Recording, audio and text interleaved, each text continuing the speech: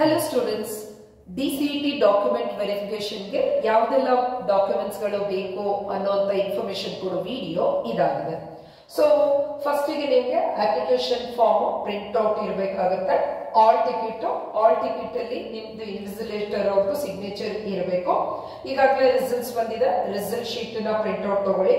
High school marks cards original copy ಇರಬೇಕು. All diploma certificate, suppose already diploma completed ಆಗಿದ್ರೆ ನಿಮ್ಮ ಹತ್ರ ಆಲ್ ಸೆಮಿಸ್ಟರ್ ಒರಿಜಿನಲ್ ಕಾಪೀಸ್ ಇರ್ತದೆ. In case ಇಲ್ಲ ಅಂತಂದ್ರೆ ನಿಮ್ಮ ಹತ್ರ ಏನ್ ಸೆಮಿಸ್ಟರ್ದು ಮಾರ್ಕ್ಸ್ ಕಾರ್ಡ್ ಇದೆ ಅದಕ್ಕೆ ನಿಮ್ಮ ಕಾಲೇಜಿನ ಪ್ರಿನ್ಸಿಪಲ್ ಅವ್ರದ್ದು ಸಿಗ್ನೇಚರ್, ಸೀಲ್ ಅಂಡ್ ಸಿಗ್ನೇಚರ್ ಆಗಿರ್ಬೇಕು. ಆಕ್ಚುಲಿ ಅವರು ಕೇಳೋದು ಒರಿಜಿನಲ್ಗೆ ರಿಪ್ಲೇಸ್ಮೆಂಟ್ ಮಾಡ್ತಾ ಇರೋ ಕಾರಣದಿಂದಾಗಿನೇ ನಿಮ್ಮ ಕಾಲೇಜ್ ಪ್ರಿನ್ಸಿಪಲ್ ಅವರ ಸೀಲ್ ಅಂಡ್ ಸಿಗ್ನೇಚರ್ ರಿಕ್ವೈರ್ಡ್ ಇರ್ತದೆ ಸ್ಟೂಡೆಂಟ್ಸ್. ಇನ್ನು ನೆಕ್ಸ್ಟ್ ಸ್ಟಡಿ ಸರ್ಟಿಫಿಕೇಟ್ ಬಂದು 7 years ಮಿನಿಮಮ್ ಇರಬೇಕು ಅಂತ ಹೇಳ್ತಾರೆ. So 7 years study certificate is enough. Suppose ನೀವೇನಾದ್ರೂ ಇದು BEO ಮತ್ತೆ DDP ಅವ್ರ ಸಿಗ್ನೇಚರ್ ಆಗಿರ್ಬೇಕು ಸ್ಟಡಿ ಸರ್ಟಿಫಿಕೇಟ್ ಗೆ. ನೀವೇನಾದ್ರೂ CBSE ICSE ಏನಾದ್ರೂ ಸ್ಟಡಿ ಮಾಡಿದ್ರೆ ಸಿಲೆಬಸ್ ಅಲ್ಲಿ ಅವರಿಗೆ BEO ಅವ್ರ ಸಿಗ್ನೇಚರ್, BEO ಅವ್ರದ್ದು ಸಿಗ್ನೇಚರ್ ರಿಕ್ವೈರ್ಡ್ ಇರೋದಿಲ್ಲ ಸ್ಟೂಡೆಂಟ್ಸ್. ಇನ್ನು diploma study certificate, so diploma study certificate ಬಂದು 3 years ಸ್ಟಡಿ ಸರ್ಟಿಫಿಕೇಟ್. ಕಾಲೇಜಿಗೆ ಹೋಗಿ ನೀವು ಅಪ್ಲೈ ಮಾಡಿದ್ರೆ ನಿಮ್ಗೆ ಕೊಡ್ತಾರೆ. ಇದಕ್ಕೆ ಬಂದು BEO ಅವ್ರ ಸಿಗ್ನೇಚರ್ ನಾಟ್ ರಿಕ್ವೈರ್ಡ್. ಇದು ಆಕ್ಚುಲಿ 7 years ಅಂತ ಏನಕ್ಕೆ ಹೇಳ್ತಾರೆ ಅಂದ್ರೆ ಮಿನಿಮಮ್ 7 years ಕರ್ನಾಟಕದಲ್ಲಿ ಓದಿರ್ಲೇಬೇಕು. ಹಾಗಾಗಿ ನಿಮ್ಗೆ ಸ್ಟಡಿ ಸರ್ಟಿಫಿಕೇಟ್ ನ ಕೇಳ್ತಾರೆ. ಸೊ ಲೆಸ್ ದೆನ್ 7 years ಏನಾದ್ರೂ ಓದಿದ್ರೆ ನೀವು ಹೊರನಾಡು ಕನ್ನಡಿಗ ಅಥವಾ ಗಡಿನಾಡು ಕನ್ನಡಿಗಾಗೆ ನೀವು ಅದಕ್ಕೆ ಅಪ್ಲಿಕಬಲ್ ಆಗ್ತೀರಾ. ಈ ಏನು 7 ಡಾಕ್ಯುಮೆಂಟ್ಸ್ ಹೇಳಿದೀನಿ, ಈ ಎಲ್ಲಾ 7 ಡಾಕ್ಯುಮೆಂಟ್ಸ್ ಪ್ರತಿಯೊಬ್ಬರಿಗೂ ಇರಲೇಬೇಕಾಗ್ತದೆ students. This is compulsory for all. ಈಗ ನೆಕ್ಸ್ಟ್ ಹೇಳುವಂತದ್ದು ನಿಮ್ಮ ಹತ್ರ ರಿಸರ್ವೇಶನ್ ಅಪ್ಲಿಕಬಲ್ ಆದ್ರೆ ಮಾತ್ರ ಆಗಿ. One more important point, application ಹಾಕುವಾಗ ನೀವು ಅಪ್ಲಿಕೇಶನ್ ಫಾರ್ಮ್ ಅಲ್ಲಿ ಈ ರಿಸರ್ವೇಶನ್ಸ್ ಗಳನ್ನ ನೀವು ಈಗಾಗಲೇ ಮೆನ್ಷನ್ ಮಾಡಿರ್ಬೇಕು. ಮಾಡಿದ್ರೆ ಮಾತ್ರ ನಿಮ್ಗೆ ರಿಸರ್ವೇಶನ್ ಸರ್ಟಿಫಿಕೇಟ್ಸ್ ಗಳು ಅಪ್ಲಿಕಬಲ್ ಆಗುತ್ತೆ. ಫಾರ್ ಎಕ್ಸಾಂಪಲ್, ನೀವು SC/SC ಅಥವಾ ಕನ್ನಡ ಮೀಡಿಯಂ ರೂರಲ್ ಆಗಿದ್ದು ನೀವು ಅಪ್ಲಿಕೇಶನ್ ಅಲ್ಲಿ ಅದನ್ನ ಮೆನ್ಷನ್ ಮಾಡಿಲ್ಲ, ಈಗ ನೀವು ಡಾಕ್ಯುಮೆಂಟ್ ವೆರಿಫಿಕೇಶನ್ ತಗೊಳ್ತೀನಿ ಅಂದ್ರೆ ಅದು ನಿಮ್ಗೆ ಅಪ್ಲಿಕಬಲ್ ಆಗೋದಿಲ್ಲ. Okay, so diploma provisional certificate ಅಂದ್ರೆ ಕೋರ್ಸ್ ಕಂಪ್ಲೀಷನ್. ನಿಮ್ ಡಿಪ್ಲೊಮಾ ಮುಗ್ದಿದೆ ಅಂತ ಒಂದು ಕೋರ್ಸ್ ಕಂಪ್ಲೀಷನ್ ಸ್ಟಡಿ ಸರ್ಟಿಫಿಕೇಟ್ ಕೊಡ್ತಾರೆ. ಅದ್ ನಿಮ್ಮ ಹತ್ರ ಇದ್ರೆ ಒಳ್ಳೆಯದು, ಇಲ್ಲದೆ ಇದ್ರೆ ಕಾಲೇಜಿಗೆ ಹೋಗಿ ಪ್ರಾವಿಷನಲ್ ಸ್ಟಡಿ ಸರ್ಟಿಫಿಕೇಟ್ ನ ಅಪ್ಲೈ ಮಾಡಿ ನಿಮ್ಗೆ ಸಿಗ್ತದೆ. ಸೊ ಇನ್ನು caste and income study certificate. So caste and income certificate ಇದಕ್ಕೆ ಬಂದು ತಹಶೀಲ್ದಾರ್ ಅವ್ರದ್ದು ಸಿಗ್ನೇಚರ್ ಆಗಿರ್ಬೇಕು. ಈಗಾಗಲೇ ನಿಮ್ಗೆ ಅಬ್ಸರ್ವ್ ಮಾಡಿ ಅಲ್ಲಿ ಡಿಜಿಟಲ್ ಸಿಗ್ನೇಚರ್ ಕೊಟ್ಟಿರ್ತಾರೆ. ಮ್ಯಾನ್ಯುಯಲಿ ಸಿಗ್ನೇಚರ್ ಆಗ್ಲೇಬೇಕು ಅನ್ನೋ ಕಂಪಲ್ಸರಿ ಏನಿಲ್ಲ. ಸೊ ಅದನ್ನ ಸ್ಕ್ಯಾನ್ ಮಾಡಿದ್ರೆ ತಹಶೀಲ್ದಾರ್ ಅವ್ರ ಸಿಗ್ನೇಚರ್ ವಿಸಿಬಿಲಿಟಿ ಬರುತ್ತೆ. ಸೊ ಇದು ಕಂಪಲ್ಸರಿ. ಇದು ಇನ್ಕಮ್ ಲಿಮಿಟ್ ಗವರ್ಮೆಂಟ್ ಫಿಕ್ಸ್ ಮಾಡಿರುತ್ತೆ. ಆ ಇನ್ಕಮ್ ಲಿಮಿಟ್ ಗಿನ್ನ ಕಡಿಮೆ ಇದ್ರೆ ಮಾತ್ರನೇ ನಿಮ್ಗೆ ಈ caste and income reservation applicable ಆಗ್ತದೆ ಸ್ಟೂಡೆಂಟ್ಸ್. ಇನ್ನು Kannada medium compulsory 10 complete years Kannada medium ಅಲ್ಲಿ ಓದಿದ್ರೆ ಮಾತ್ರ ನಿಮ್ಗೆ Kannada medium study certificate applicable ಆಗುತ್ತೆ. ಕನ್ನಡ ಮೀಡಿಯಂ ಸ್ಟಡಿ ಸರ್ಟಿಫಿಕೇಟ್ ಗೆ ನಿಮ್ಗೆ ಬಂದು BEO ಅವ್ರದ್ದು ಸಿಗ್ನೇಚರ್ ಕಂಪಲ್ಸರಿ ಆಗಿರ್ತದೆ. ಇನ್ನು rural study certificate 10 complete years, so 10 complete years ನೀವು ರೂರಲ್ ಅಲ್ಲಿ ನೀವು ಸ್ಟಡಿ ಮಾಡಿರೋದಕ್ಕೆ ಸ್ಟಡಿ ಸರ್ಟಿಫಿಕೇಟ್ ಇರಬೇಕು.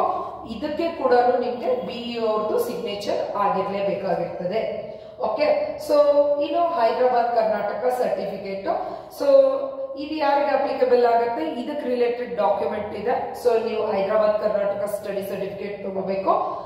ಇನ್ನು ಸ್ಪೆಷಲ್ ಕ್ಯಾಟಗರಿ ರಿಸರ್ವೇಶನ್ ಅವರು ಯಾವ ಸ್ಪೆಷಲ್ ಕ್ಯಾಟಗರಿ ಬರುತ್ತೆ ಅದಕ್ಕೆ ರಿಲೇಟೆಡ್ ಯಾವ್ದೆಲ್ಲ ಡಾಕ್ಯುಮೆಂಟ್ಸ್ ಗಳಿರುತ್ತೆ ಆ ರಿಲೇಟೆಡ್ ಡಾಕ್ಯುಮೆಂಟ್ಸ್ ಗಳು ನಿಮ್ಮ ಹತ್ರ ಇರಬೇಕು.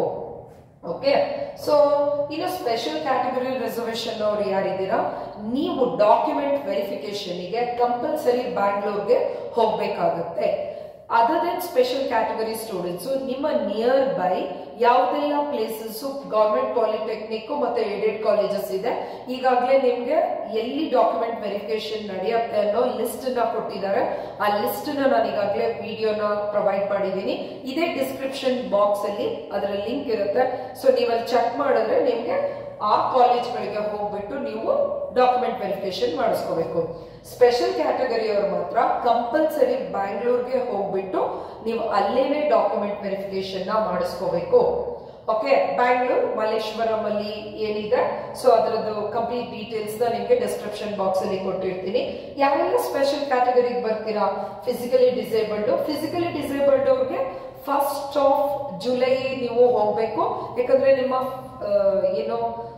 ಏನು ಡಿಸೇಬಿಲಿಟಿ ಇದೆ, ಎಷ್ಟು ಪರ್ಸೆಂಟ್ ಡಿಸೇಬಿಲಿಟಿ ಇದೆ ಅಂತ ಹೇಳ್ಬಿಟ್ಟು ಆ KE ಅಲ್ಲಿ ಅವ್ರದೇ ಏನೋ ಡಾಕ್ಟರ್ಸ್ ಗಳಿರ್ತಾರೆ, ಅವ್ರು ಚೆಕ್ ಮಾಡಿಬಿಟ್ಟು ನಿಮ್ ಡಿಸೇಬಿಲಿಟಿನ ಪ್ರೂವ್ಗೆ ಅವ್ರು ಒಂದು ಸರ್ಟಿಫಿಕೇಟ್ ನ ಇಶ್ಯೂ ಮಾಡ್ತಾರೆ. ಹಾಗಾಗಿ 1st July ಫಿಸಿಕಲಿ ಡಿಸೇಬಲ್ ಇರುವಂತ ಸ್ಟೂಡೆಂಟ್ಸ್ ಗಳು ನೀವು ಬ್ಯಾಂಗ್ಳೂರ್ಗೆ ವಿಸಿಟ್ ಮಾಡಬೇಕು. ಸೊ ಅವತ್ತೇ ನಿಮ್ಗೆ ಅವ್ರು ಹೇಳ್ತಾರೆ, ನಿಮ್ದು ಅಲ್ಲೇ ಪ್ರಾಸೆಸ್ ಮುಗಿದ್ರೆ ನೆಕ್ಸ್ಟ್ ನೀವು ನಿಮ್ ನಿಯರ್ ಬೈ ಕಾಲೇಜ್ಗಳ ಹತ್ರನೇ ಹೋಗ್ಬಹುದು. ಸಪೋಸ್ ಅದದೇ ಫಿಸಿಕಲ್ ಡಿಸೇಬಿಲಿಟಿ ಜೊತೆಗೆ ಏನಾದ್ರೂ ನಿಮ್ದು NCC, sports, defence, ex defence, CAPF, okay, so ಇನ್ನು scouts and guides, Anglo Indian certificates, ಈ ತರದ ಯಾವುದೇ ನೀವು ಸ್ಪೆಷಲ್ ಕ್ಯಾಟಗರಿನ ನೀವು ಪಾರ್ಟಿಸಿಪೇಟ್ ಮಾಡ್ತಿದ್ದೀರಾ ಅಂದ್ರೆ ಇದಕ್ಕೆ ರಿಲೇಟೆಡ್ ಆಗಿರುವಂತ ಡಾಕ್ಯುಮೆಂಟ್ಸ್ ಗಳನ್ನ ಪ್ಲಸ್ ನಾನು ಹೇಳಿರುವಂತ ಎಲ್ಲ ಡಾಕ್ಯುಮೆಂಟ್ಸ್ ನ ತಗೊಂಡು ನೀವು ಬ್ಯಾಂಗ್ಳೂರ್ಗೆ ಡಾಕ್ಯುಮೆಂಟ್ ವೆರಿಫಿಕೇಶನ್ಗೆ ನಿಮ್ಮ ರ್ಯಾಂಕಿಂಗಿಗೆ ನಿಮಗೆ ಏನ್ ಟೈಮ್ ನ ಸ್ಪೆಸಿಫಿಕ್ ಆಗಿ ಮೆನ್ಷನ್ ಮಾಡಿದರೆ ಅದೇ ಟೈಮಿಗೆ ನೀವು ಹೋಗ್ಬೇಕಾಗುತ್ತೆ ಸ್ಟೂಡೆಂಟ್ಸ್. ಸೊ ಇನ್ನು ನೀವು 3 sets, minimum 3 to 4 sets of, ಈಗ ನಾನು ಏನೆಲ್ಲ ಡಾಕ್ಯುಮೆಂಟ್ ಹೇಳಿದ್ದೀನಿ, so 1 to 7 documents for all compulsory. Next reservation applicable ಆಗೋರ್ಗೆ ರಿಸರ್ವೇಶನ್ ಸರ್ಟಿಫಿಕೇಟ್ಸ್ ಗಳು, ಇದಿಷ್ಟನ್ನ ನೀವು ಜೆರಾಕ್ಸ್ ಮಾಡಿಸ್ಬಿಟ್ಟು ಆ ಜೆರಾಕ್ಸ್ ಕಾಪಿಗಳಿಗೆ ಅಟೆಸ್ಟೇಷನ್ ಮಾಡಿಸ್ಬೇಕು. ಅಟೆಸ್ಟೇಷನ್ ಅಂತ ಅಂದ್ರೆ ನಿಮ್ಗೆ ಎನಿ ಗವರ್ಮೆಂಟ್ ಗೆಜೆಟೆಡ್ ಆಫೀಸಸ್, ಅದು ನಿಮ್ಮ ಪ್ರಿನ್ಸಿಪಲ್ಸೇ ಅಂತ ಅಲ್ಲ, ನೀವು ಗವರ್ಮೆಂಟ್ ಕಾಲೇಜ್ಗಳು, government polytechnic, engineering, even medical ಡಾಕ್ಟರ್ಸ್ಗಳು, ಯಾವುದೇ ಕ್ಲಾಸ್ 1 ಆಫೀಸಸ್ ನೀವು ಹೋಗಿ ಕೇಳಿದ್ರೆ ಅವರು ಗೆಜೆಟೆಡ್ ಆಫೀಸಸ್ ಅಂತ ಹೇಳ್ಬಿಟ್ಟು ನಿಮಗೆ ಗೊತ್ತಾಗುತ್ತೆ. ಸೊ ಕ್ಲಾಸ್ 1 ಆಫೀಸಸ್ ಹತ್ರ ಅವ್ರು ಯೂಶಲಿ ಗ್ರೀನ್ ಇಂಕ್ ಅನ್ನ ಯೂಸ್ ಮಾಡುವಂತ ಆಫೀಸಸ್ ಗಳಾಗಿರ್ತಾರೆ. ಅವ್ರದ್ದು ಸೀಲು ಮತ್ತೆ ಸಿಗ್ನೇಚರ್ ಫಾರ್ ಎವ್ರಿ ಶೀಟಿಗೆ ಕೂಡ ನೀವು ಮಾಡಿಸ್ಲೇಬೇಕಾಗುತ್ತೆ. ಇದು ಮಿನಿಮಮ್ 3 ಸೆಟ್ ಅಂತ ಏನಕ್ಕೆ ಹೇಳ್ತೀವಿ ಅಂದ್ರೆ, ಒಂದು ಸೆಟ್ ನೀವು ಡಾಕ್ಯುಮೆಂಟ್ ವೆರಿಫಿಕೇಶನ್ ಹೋಗಿದ್ದಿನ ನೀವು ಅಲ್ಲಿ ಸಬ್ಮಿಟ್ ಮಾಡಿ ಬರ್ತೀರಾ, ನಿಮ್ಮೆಲ್ಲ ಒರಿಜಿನಲ್ಸ್ ಗಳನ್ನ ನೀವೇ ವಾಪಸ್ ತಗೊಂಡ್ ಬರ್ಬೇಕು. ಯಾವುದೇ ಒರಿಜಿನಲ್ ಡಾಕ್ಯುಮೆಂಟ್ಸ್ ಗಳನ್ನ KE ಅವ್ರಿಗೆ ನೀವು ಅಲ್ಲಿ ಕೊಡೋ ಹಾಗಿಲ್ಲ. ಒಂದು ಕಂಪ್ಲೀಟ್ ಸೆಟ್ ನೀವು ಅಟೆಸ್ಟೇಷನ್ ಇರೋದು ಕೊಡ್ತೀರಾ. ಎರಡನೇದು ಕಂಪ್ಲೀಟ್ ಸೆಟ್ ಅನ್ನ ನೀವು ಇಂಜಿನಿಯರಿಂಗ್ ಕಾಲೇಜ್ ಅಡ್ಮಿಷನ್ ಹೋದಾಗ ಅಲ್ಲಿ ಕೊಡಬೇಕು, ವಿತ್ ಒರಿಜಿನಲ್ ಡಾಕ್ಯುಮೆಂಟ್ಸ್ ನ ಕೊಡ್ತೀರಾ. ಇನ್ ಫ್ಯೂಚರ್ ಅಲ್ಲಿ ನೀವು ಬ್ಯಾಂಕ್ ಲೋನ್ ಅಪ್ಲೈ ಮಾಡಬೇಕು, ಸ್ಕಾಲರ್ಶಿಪ್ಸ್ ಗಳನ್ನ ಅಪ್ಲೈ ಮಾಡಬೇಕು, ಬೇರೆ ಏನಕ್ಕೆ ನೀವು ಅಪ್ಲೈ ಮಾಡಬೇಕು ಅಂದ್ರೆ ನಿಮ್ಮ ಹತ್ರ ಒರಿಜಿನಲ್ ಇರೋದಿಲ್ಲ. ಹಾಗಾಗಿ ಅಟೆಸ್ಟೇಷನ್ 1 more ಕಾಪಿ ನಿಮ್ಮ ಹತ್ರ ಇಟ್ಕೊಳ್ಳೋದು ಅದು ತುಂಬಾನೇ ಹೆಲ್ಪ್ಫುಲ್ ಆಗ್ತದೆ. ಸೊ ಒಂದು KE ಡಾಕ್ಯುಮೆಂಟ್ ವೆರಿಫಿಕೇಶನ್ ಅಲ್ಲಿ, ಎರಡನೇದು ಇಂಜಿನಿಯರಿಂಗ್ ಕಾಲೇಜ್ಗೆ, ಮೂರನೇದು ನಿಮ್ಮ ಪರ್ಸನಲ್ ಯೂಸ್ಗೆ. ಸೊ 3 ಸೆಟ್ಗಿನ ಇನ್ನೊಂದು ಎಕ್ಸ್ಟ್ರಾ ಸೆಟ್ ಇಟ್ಕೊಳ್ಳೋದು it will be better for bank loan, scholarship and other ಥಿಂಗ್ಸ್ಗೆ.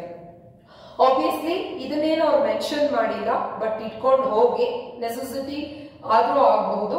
ID proof ಎಲ್ಲಾ ಕಡೆಗೂ ಇವಾಗೆಲ್ಲ ID ಪ್ರೂಫ್ಸ್ ಗಳನ್ನ ಕೇಳ್ತಾರೆ. ಆಧಾರ್ ಕಾರ್ಡ್ ಅಥವಾ ವೋಟರ್ ID, ಪಾನ್, ಏನಾದ್ರೂ ರಿಲೇಟೆಡ್ ID ಪ್ರೂಫ್ ಪ್ಲಸ್ ಒಂದು 2 sets of passport size photos ನೀವು ತಗೊಂಡೋದ್ರೆ ಇಟ್ ವಿಲ್ ಬಿ ಬೆಟರ್ ಅಂತ ಅನ್ಸುತ್ತೆ. ಸೊ ಈ ಇನ್ಫಾರ್ಮೇಶನ್ ನಿಮ್ಗೆ ಹೆಲ್ಪ್ಫುಲ್ ಆಗಿದೆ ಅನ್ಕೊಳ್ತೀನಿ. ಸೊ ನಮ್ಮ ಟೆಕ್ನಾಲಜಿಕ್ಸ್ ಇನೋವೇಷನ್ಸ್ ನಲ್ಲಿ ದ ಸ್ಟೇಟ್ ಗೆ ಫಸ್ಟ್ ರ್ಯಾಂಕ್ ಬಂದಿರುವಂತ ಮೊಹಮ್ಮದ್ ಸೈಫ್ ಅಲಿ ಶೇಖ್. ಸೊ ಇವರು ಕರೆಂಟ್ಲಿ ಆರ್ಮಿ ಇಂಜಿನಿಯರಿಂಗ್ ಅಲ್ಲಿ ಓದ್ತಾ ಇದ್ದಾರೆ.